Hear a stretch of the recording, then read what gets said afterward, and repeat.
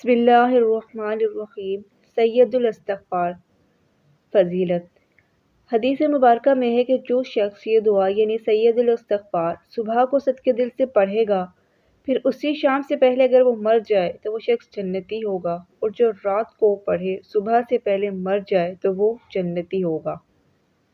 اللہم انت ربی لا الہ الا انت خلقتنی وانا عبدک وانا علی عہدک ووعدک ما استطعت اعوذ بک من شر ما صنعت ابوء لک بنعمتک علی وابوء بذنبی فاغفر لی فانہ لا یغفر الذنوب الا انت۔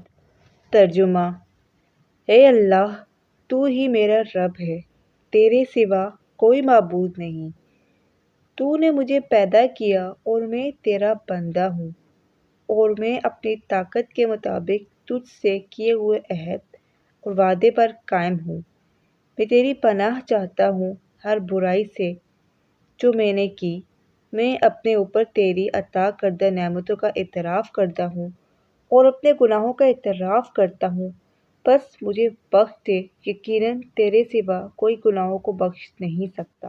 قصوروں سے درگزر کی دعا۔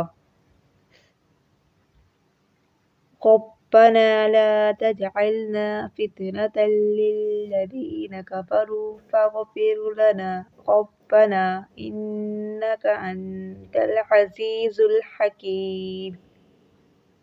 ترجمہ: اے ہمارے رب، ہمیں کافروں کے لیے فتنہ نہ بنا دے، اور اے ہمارے رب، ہمارے قصوروں سے درگزر فرما، بے شک تو ہی زبردست اور دانا ہے۔